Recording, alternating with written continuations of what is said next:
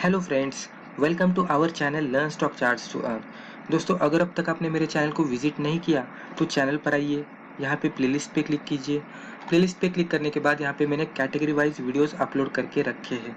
Playlist का नाम देखकर भी आपको पता लग जाएगा कि वो रिस्पेक्टिव प्लेलिस्ट में किस तरह के वीडियोस है। तो आपके इंटरेस्ट के हिसाब से आप ये वीडियोस देख लीजिए। और अगर आपको चैनल पे कुछ भी मीनिंगफुल लगता है और अगर आपको लगता है कि चैनल पे जो भी हमने इन्फॉर्मेशन प्रोवाइड की है उससे आपके नॉलेज में गेन हो रहा है, तो ये आप मेरे चैनल को सब्सक्राइब कीजिए। और अगर सब्सक्राइब करते तो रेगुलर अपडेट्स के लिए बेल आइकॉन को क्लिक कीजिए। दोस्तों, अगर आपको स्टॉक मार्केट रिलेटेड बुक्स में इंटरेस्ट है तो अमेजोन पर आकर ये मेरा नाम डाल दीजिए और सर्च पे क्लिक करने के बाद अब तक जितने भी मैंने बुक्स पब्लिश किए हैं आपके सामने आ जाएंगे। यहाँ पे भी हमने बेसिक इंफॉर्मेशन प्रोवाइड करने की कोशिश की है। उसके ही साथ जो अलग अलग ट्रेडिंग स्ट्रेटेजीज रहते हैं, जैसे कि इंट्राडे ट्रेडिंग स्ट्रेटेजीज, फिर शॉर्ट टर्म ट्रेडिंग स्ट्रेटेजीज, फिर स्विंग ट्रेडिंग स्ट्रेटेजीज, फिर मल्टीबैगर स्ट्रेटेजीज, तो हर अलग तरह के स्ट्रेटेजीज के ऊपर, चार्ट पैटर्न्स के ऊपर और टेक्निकल इंडिकेटर्स के ऊपर हमने बुक पब्लिश करने की कोशिश की है। हिंदी में भी एक बुक पब्लिश किया है दोस्तों, जो बेसिक इन्फॉर्मेशन प्रोवाइड करता है stock market and technical analysis के बारे में। तो यहाँ पे आइए दोस्तों, और जो भी इन्फॉर्मेशन प्रोवाइड की है उससे भी आप फ़ायदा लेने की कोशिश कीजिए दोस्तों। लेकिन जो भी हमने इन्फॉर्मेशन या रिस्पेक्टिव बुक्स में प्रोवाइड की है उसे आप एजुकेशनल पर्पज़ ही कंसिडर कीजिएगा।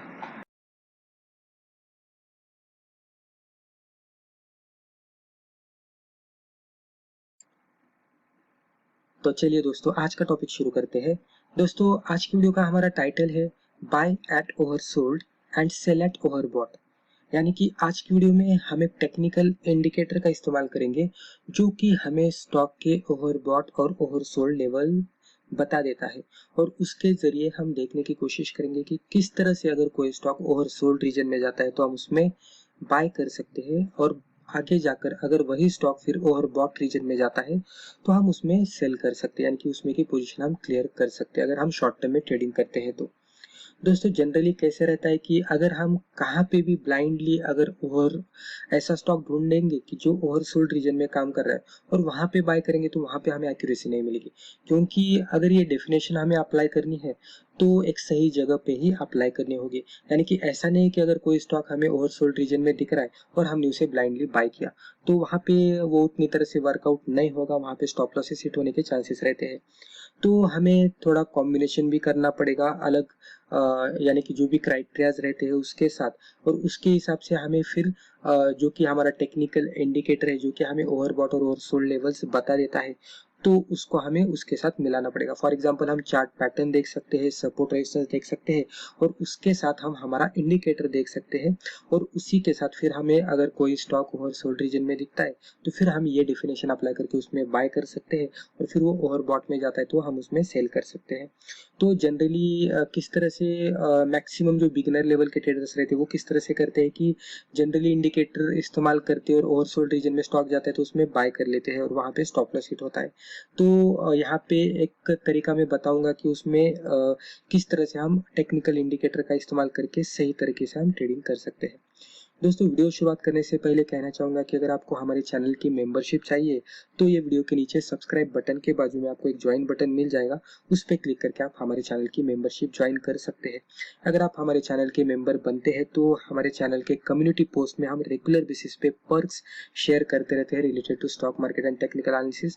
डेफिनेटली आप उसके जरिए आपके नॉलेज में गेन कर सकते हैं। तो चलिए, अभी मैं डायरेक्टली चार्ट ओपन करता हूँ, चार्ट के जरिए समझ लेने की कोशिश करते हैं। तो दोस्तों, यहाँ पे एग्जाम्पल के तौर पर और अच्छी तरह से समझ लेने के लिए मैंने यहाँ पे राजेश एक्सपोर्ट का चार्ट मैंने ओपन किया है। अभी यहाँ पे ये चार्ट के जरिए हम समझ लेने की कोशिश करेंगे कि राजेश एक्सपोर्ट जो चार्ट है वो, ये पर्टिकुलर जो स्टॉक है वो किस तरह से चार्ट पे दिख रहा है, हमें किस तरह से ये ट्रेड कर रहा है, और यहाँ पे जो भी हमें सिनेरियो मिल रहा है उसके हिसाब से अगर हम उसमें ट्रेडिंग करना चाहेंगे तो किस तरह से कर सकते हैं। और जैसे कि मेन हमारा टाइटल है, यानी कि मेन जो आज की वीडियो की हमारी थीम है कि ओवरसोल्ड रीजन पे किस तरह से हमें बाय करना चाहिए, किस तरह से हमें एंट्री करनी चाहिए, स्टॉप लॉस हमें किस तरह से डिफाइन करना चाहिए, और उसी के साथ साथ हमें टारगेट भी किस तरह से डिफाइन करना चाहिए। तो ये पूरी इंफॉर्मेशन देखेंगे, लेकिन यहाँ पे जो भी हमारी एंट्री होने वाली है और उसी के साथ जो भी हमारा एग्जिट होने वाला है वो पूरी तरह से हमारे जो भी ओवरबॉट और ओवरसोल्ड लेवल्स रहते हैं उसके जरिए हम उसमें यानी कि ट्रेडिंग करने वाले हैं। तो दोस्तों यहाँ पे जो टेक्निकल इंडिकेटर हमने इस्तेमाल किया है वो है RSI। यहाँ पे नीचे आप देख सकते हैं RSI यानी कि रिलेटिव स्ट्रेंथ इंडेक्स। ये पर्टिकुलर इंडिकेटर हमें अच्छी तरह से पर्टिकुलर स्टॉक के ओवरबॉट और ओवरसोल्ड लेवल्स बता देता है। अगर कोई भी चार्ट पे अगर RSI हमें बिलो 30 या 30 के आसपास दिखता है तो हम कहेंगे कि वो स्टॉक उसके ओवरसोल्ड रीजन में काम कर रहा है, यानी कि सस्ता मिल रहा है और उसमें प्राइस एक्शन अपर साइड में आने की संभावना रहती है।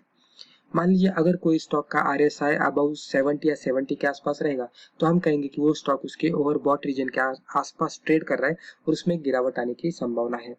तो हम यहाँ पे इतना ही करेंगे कि RSI जब भी हमें ओवरसोल्ड रीजन में यानी कि 30 के आसपास मिलेगा हम उसमें बाय करेंगे, हम उसमें शॉर्ट टर्म के लिए होल्ड करेंगे। कब तक हम होल्ड करेंगे? जब तक RSI क्लोजिंग बेसिस पे हमें 70 के आसपास नहीं दिखता तब तक। अगर कोई स्टॉक का यानी कि पोजीशन बनाने के बाद आगे जाकर वो स्टॉक का जो RSI है वो हमें मान लीजिए ओवरबॉट दिखता है यानी कि 70 के आसपास या तो 70 के अबव क्लोजिंग बेसिस पे हमें मिलता है कोई कैंडल पे, तो हम उसमें की जो भी पोजीशन हमारी है वो अगले ट्रेडिंग सेशन में हम उसे क्लियर आउट कर देंगे। तो इस तरह से खाली RSI का इस्तेमाल करके हम ट्रेडिंग कर सकते हैं। अभी जैसे कि मैंने कहा कि RSI का जो कॉन्सेप्ट है उसको हमें थोड़ा अलग जो भी क्राइटेरियाज रहते हैं उसके साथ मिलाना पड़ेगा, क्योंकि हमें ट्रेडिंग एक्यूरेसी बढ़ानी है। तो जो अदर क्राइटेरियाज है यहाँ पे, ये पर्टिकुलर एग्जांपल के लिए मैंने दो क्राइटेरियाज यहाँ पे कंसिडर किए हैं। उसमें से फर्स्ट क्राइटेरिया है बाय आइडेंटिफाइंग द सपोर्ट, यानी कि जो भी सपोर्ट है उसको हम आइडेंटिफाई करेंगे और उसको हम RSI के साथ मिलाएंगे। उसी के साथ हम वॉल्यूम को भी यहाँ पे कंपेयर करेंगे, यानी कि वॉल्यूम इंडिकेटर भी हम यहाँ पे कंबाइन करेंगे और उसको भी हम हमारे स्ट्रेटेजी में मिलाकर उसके साथ हम ट्रेडिंग करेंगे। तो दोस्तों यहाँ पे जो कि हमने ये पर्टिकुलर स्टॉक लिया है, ये स्टॉक का हमने कैंडलस्टिक चार्ट ओपन किया है, ये डेली चार्ट है और नीचे हमने वॉल्यूम और RSI इंडिकेटर लिया है। जैसे कि मैंने कहा कि हमें यहाँ पे तीन चीजों को मिलाना है। हमें पहले RSI का जो ओवरसोल्ड रीजन है यानी कि वो स्टॉक का RSI 30 के आसपास होना चाहिए, ये हमारा पहला क्राइटेरिया है। अगर कोई स्टॉक हमें वो क्राइटेरिया में मिलता है तो हम देखेंगे कि वो उसके सपोर्ट पे ट्रेड कर रहा है क्या, और उसके बाद हम उसका वॉल्यूम देखेंगे। अगर सपोर्ट पे अगर हमें वॉल्यूम मिलता है तो इसका मतलब ये हो रहा है कि उसमें आगे जाकर अपर साइड में प्राइस एक्शन आ सकती है। तो ये स्टॉक में मुझे सेम सिनेरियो मिला है, अभी भी स्टॉक बहुत ही बॉटम पे ट्रेड कर रहा है, तो उसके लिए मैंने ये लाइव चार्ट पे एनालिसिस भी हो जाता है और इसे हम हमारी वॉच लिस्ट में डालकर आगे जाकर उसे ट्रैक भी कर सकते हैं। तो उसके लिए मैंने ये स्टॉक का सिलेक्शन किया है। अभी यहाँ पे देखेंगे तो स्टॉक अगर आप यहाँ से देखते हैं, यहाँ से जितना भी मैं यहाँ पे मार्कआउट कर रहा हूँ अभी यहाँ से भी देखेंगे तो ये स्टॉक पूरी तरह से नीचे जाकर ट्रेड कर रहा है। अगर शॉर्ट टर्म का हम व्यू कंसिडर कर लेते तो यहाँ पे ये कैंडल से अगर आप देखेंगे तो पूरी तरह से डाउन ट्रेंड में ट्रेड कर रहा था।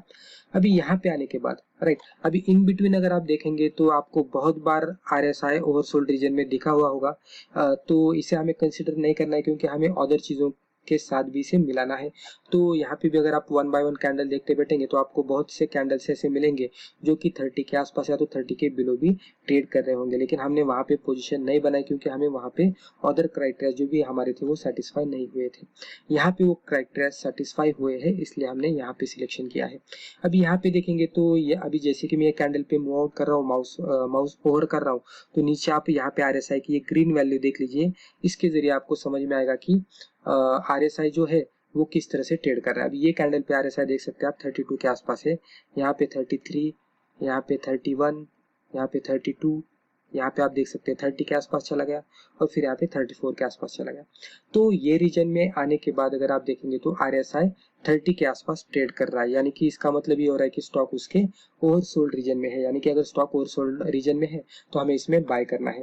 लेकिन जैसे कि मैंने कहा कि RSI के साथ हम अदर दो चीजें मिलाएंगे, जो कि पहली चीज हमारी ये हो जाती है सपोर्ट। जब भी हमें ये स्टॉक मिला RSI ओवरसोल्ड पे तो हमने क्या किया, यहाँ पे जो भी कैंडल्स अगर आप देखेंगे तो ये कैंडल का लो, ये कैंडल का लो और ये कैंडल का लो, तीनों कैंडल का लो एक ही जगह पे था, तो हमने यहाँ पे हॉरिजॉन्टल लाइन मार्कआउट की और फिर पूरा पीछे जाकर हमने चार्ट पे देखा तो हमें समझ में आ गया कि बहुत बार ये स्टॉक ने वो पर्टिकुलर लेवल पे अच्छी तरह से सपोर्ट और रेजिस्टेंस लिया था। तो हमें कुछ सपोर्ट और रेजिस्टेंस मिल गई ये लेवल पे, इसलिए हमें यहाँ पे ये भी क्राइटेरिया हमारा कंफर्म हो गया कि अब ये स्टॉक सपोर्ट पे भी है, यानी कि स्ट्रॉन्ग सपोर्ट पे हमें आरएसआई ओवरसोल्ड पे मिल रहा है। उसके बाद हमने क्या किया, हमने यहाँ पे नीचे वॉल्यूम भी देख लिया। वॉल्यूम भी दोस्तों अगर आप देखेंगे तो प्रीवियस ये यहाँ पे जो भी वॉल्यूम आपको दिखेगा वो बहुत ही कम वॉल्यूम था यहाँ पे अगर आप देखेंगे तो। और उसके बाद यहाँ पे जो भी कैंडल्स बनना प्रिपेयर होना शुरू हो गए, तो ये लेवल में अगर आप देखेंगे तो ये जो वॉल्यूम के बार बन रहे हैं, अभी ये कैंडल पे देख सकते हैं, ये कैंडल का बार देख सकते हैं, तो यहाँ पे वॉल्यूम में बढ़ोतरी होना शुरू हो गई।